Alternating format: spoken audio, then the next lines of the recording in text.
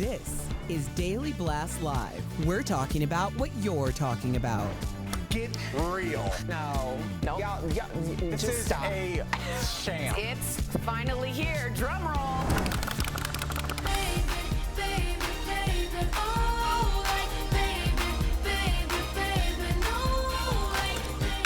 Welcome to DBL. Happy Monday. That's how I like to start the week, with a little Bieber action. Little baby Bieber. Was that in the car coming to work today? No, but it might have been jamming this weekend at my house. Yeah. I saw a video of you acting like a chicken.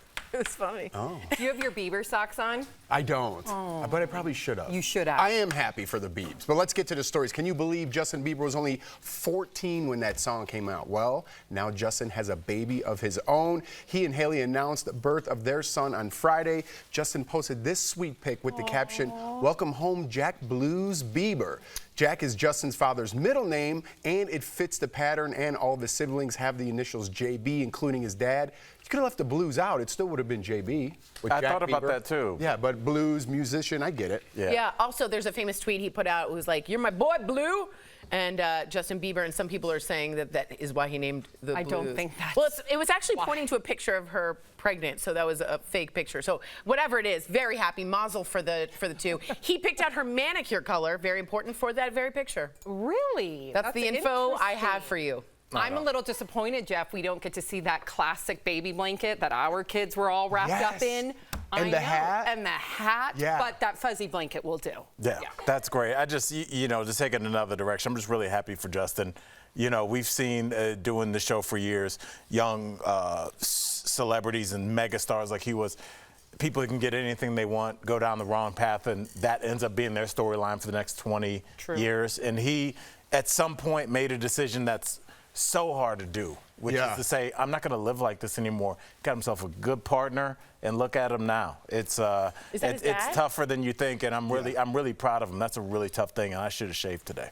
No, you look great. I don't know. I didn't realize I didn't shave. You look like 14-year-old Bieber, buddy. There we go. Thank you. You look cute. By the way, that blanket, you know that if you've had kids or seen pictures of kids, it's that famous blanket with the little feet on it. Yep. That's not it right there. Right. But on Etsy, I went and took that blanket when my kids were first born, and someone made a stuffed animal So cool. out of the very blanket. I still have my blankets, and I'm going to copy you. She's laughing at you. No, I think it's that's a brilliant beautiful. idea. Why is that? I wasn't laughing. I went like this, because that's so sweet. No, that's beautiful. I wasn't laughing. I swear to you. Wow. I swear to you, I wasn't laughing. I think was that's wrong. beautiful. I'm so sorry. Yes. I was wrong. She was wrong. I think that's beautiful. I swear. Okay, go. Taylor Swift threw Blake Lively a star-studded birthday bash. Taylor hosted the party for Blake's 37th birthday party at her Rhode Island mansion over the weekend. Blake was spotted kissing her husband Ryan Reynolds at the mansion. Okay. Taylor's boyfriend Travis Kelce was there, along with Travis's brother Jason and his wife Kylie. Bradley Cooper came with his 7-year-old daughter. So it's not a party. Well, look at that three-piece suit, huh? He's reportedly dating Taylor and Blake's friend Gigi Hadid, who was also at the party. Why is it still reported? Haven't they been together for like a year? Yeah, you're right. Everything's reported. I They agree. haven't publicly made it official. What was he doing there? He's 95 and everyone else is 36. They're dating. Not that old. I know, I'm joking, but they're dating. This all comes surrounded by the negative press around how Blake handled the It Ends With Us press tour. So Blake's been roasted online for downplaying the movie's theme of domestic violence. And then there was this old interview from 2016 of Blake acting like a so-called mean girl. She really did in that interview. I'm not saying that defines her, but she really was not pleasant in that. No, and just to give further context, she didn't have any knowledge of this, but the woman was having trouble with infertility at the time. So for Blake to be like, "Oh, good for your baby bump," or No, whatever. she said, "How I showed this to my girl." Yeah, it was and she not was. great. I've never used this word in my life. She was aghast. Yeah. It was vile, and that interview.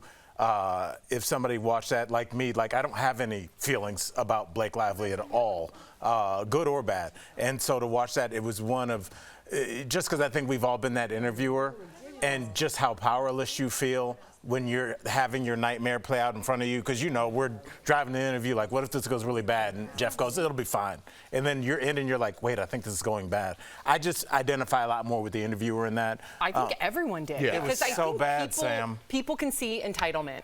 And that's exactly what that interview displayed. Now, I'm hoping that she somehow grew from that moment and she herself looked at it, because it was years back, and also cringes when she sees it.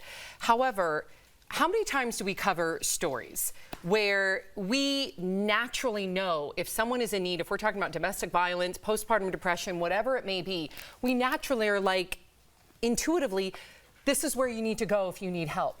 You're not alone. Like, we immediately think of that undertone of the people suffering out there. For her to do all these different press junkets yeah. and not once mention domestic violence and here's a phone number if you too are a victim or a survivor, that to me speaks a lot to her character. It seems like she's very self-involved. And I hate saying that because I'm a big Blake Lively fan, but after these news have surfaced, she's going to have to win me back. Yeah. Not that she cares. Will that affect her career is kind of where I wanted to take this. You know what I mean? Because if this happened a couple years ago in the heart of the cancel culture, I don't know if she'd survive that. She would have been maybe pulled from the movie. Who knows what would have happened? It was such a crazy time. Maybe not.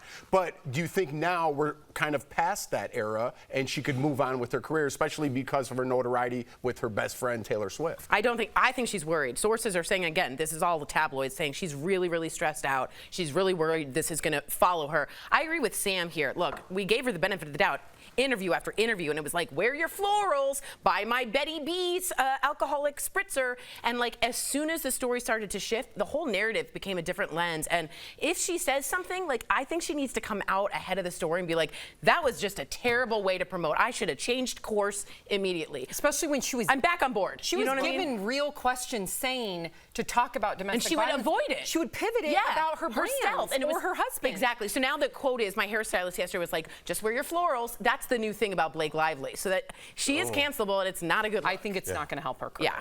We'll see. All right. Quentin Tarantino has some thoughts about the shooting on the Rust set. While on Bill Maher's podcast, Quentin said he holds Alec Baldwin partially responsible for the shooting death of the film's cinematographer. Take a look. An armor is 90% responsible for everything that happens when it comes to that gun. But, the actor is 10% responsible. The actor's 10% responsible. It's not just, it's a gun. You are a partner in the responsibility to some degree. Well, so what do you do to test it? They show it to you. You go. If there's steps to go through, you go through them, and you do it. And it's done with due diligence, and you know it's for real. I agree with him. I know you and I have had our disagreements. I totally disagree. I want to hear what you have to say. No, I just think that there's culpability. I'm not saying he was the one that has the 90%. I just fully agree with him. There was negligence on Alec Baldwin's part as an actor, the way he was so flippant with aiming the gun and during rehearsals. I think he had some culpability of negligence. What if it was a lightsaber? But it wasn't. It was a gun with a bullet. But you don't have any experience with it, nor do I, with a lightsaber or with a gun. So if we are talking about a gun that clearly could fire, are you telling me, myself or Sam, who would never even touch a gun except if it was maybe for a role? I don't know. Maybe I know how to load and shoot a gun. My dad taught me at a young age. Okay. So you know. Okay. Well, I don't. Yeah. You know. Yeah. So like, I might look down the barrel like anybody else, an untrained person with a gun. That's Alec Baldwin. How many movies with guns has he been on? That's the armorer. That's why they are there. Yeah, I'm not making sandwiches either. That's the caterer. I know, but to Tori's point, and I agree with you here. I've been agreeing with Jeff this whole time, but after I hear director Quentin Tarantino say that, who's been on film sets for 4 decades now, I tend to. When he says that, he knows more than anybody. And he's worked on some very violent films where they have multiple armors and guns are going off left and right. So he's changed my mind. Really? Yeah, because he has experience. What experience do I have? But I don't have experience as the actor, But he does. And Alec What does Baldwin his does experience too. have to- You have to take it case by case. At this point, Alec Baldwin clearly has used a gun on set before. He clearly knows how to be a partner. You clearly don't do this with his background. And he did. And ended up killing someone. That's a consequence. And you don't do due diligence. So then there should be a mandate that any actor that steps on a set with a gun should have to have some kind of training with that. Then I'm on board. That's but usually if you were handing it to a lay person like myself, No, and they I don't usually have training. Yeah, they do have they should have due diligence. in terms of how to check the gun Yeah, and see if that's what Quentin Tarantino is saying. But it's not a real gun. That's what I would assume.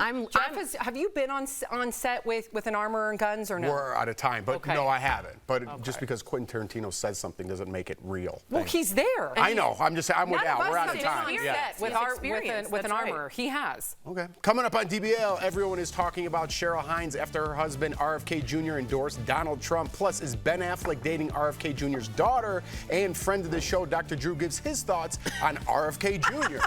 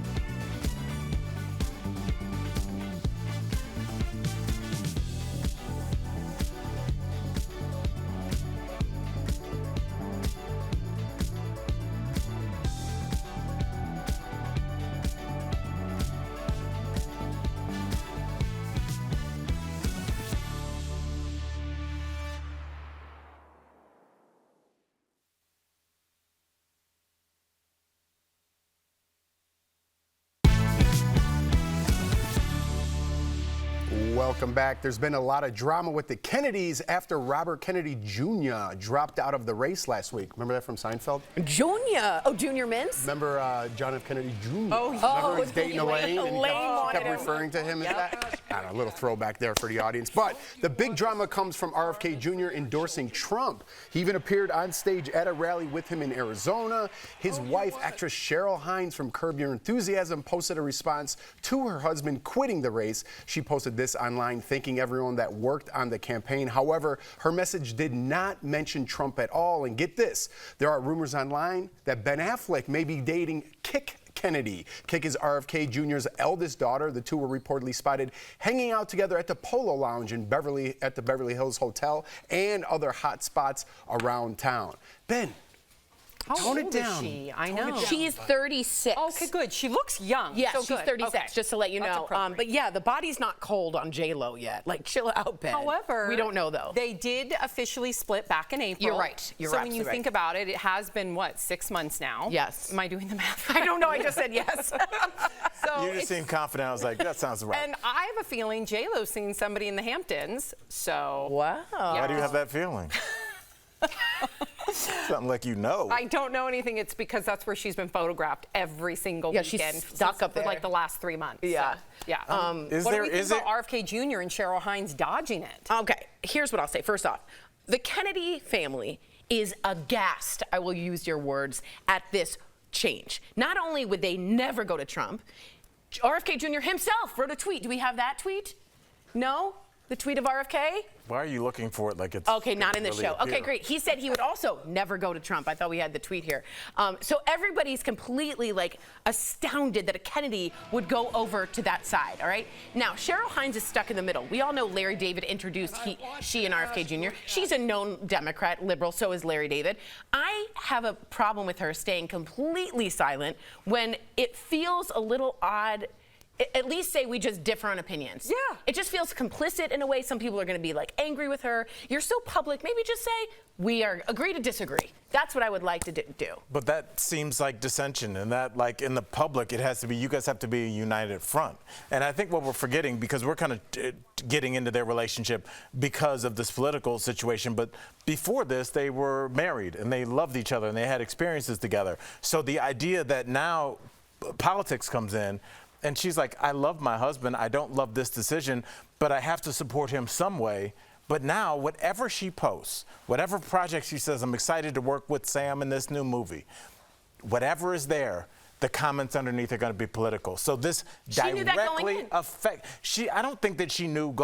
Like RFK was not a polarizing figure when they were married. This is very recent. And so what do you do, Sammy? Well, there was precedence for this. I can't believe I'm going to say this, but Kim Kardashian and Kanye West. Absolutely. When Kanye West started to work under President Trump and went in there to help with a number of different initiatives when it came to disenfranchised communities, Kim Kardashian did put out a statement. And in so many words, it said, hey, don't think about the political figure, think about the work that Kanye is doing. And then we also saw Kim Kardashian work with him in regard to the justice system and trying to free people that were wrongfully accused. So there is a precedence for this. Very good. I like it. Coming up on DBL, we're continuing our conversation, about RFK Jr. Dr. Drew, I did it again. Dr. Drew is telling us his own thoughts on it. That's next.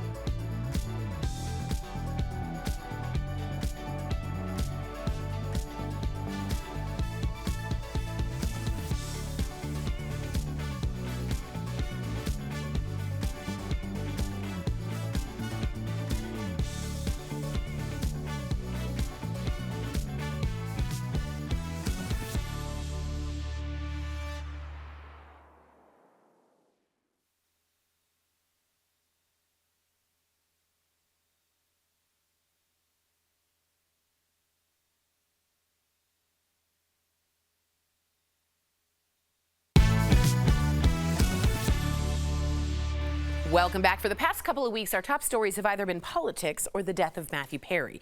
We thought who better to weigh in on those topics than one of our best friends, Dr. Drew.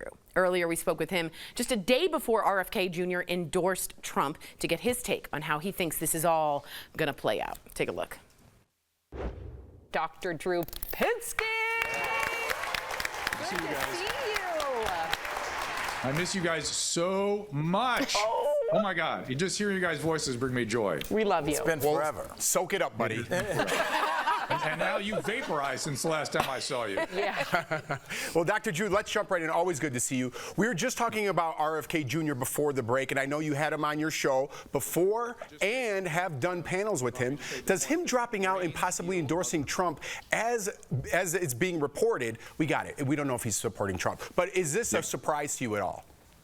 I figured he was going to do something. I've been loving the fact I've not officially endorsed him until yesterday, actually, and I just love that he's stirring the pot. I feel like we need his brain in Washington D.C. I interviewed Nicole Shanahan yesterday, and she said something that went absolutely viral, which was she said this, that Friday will be the most important announcement in the history of American elections. And I don't know if she was using hyperbole. She stood by that statement. And so we'll see what he has to announce. It's going to be 11 a.m. Pacific time. All right, well, let's switch gears to something sad. As an addiction specialist, how have you been reacting to all this Matthew Perry news? Obviously, it's a huge tragedy, and the details seem to keep coming in.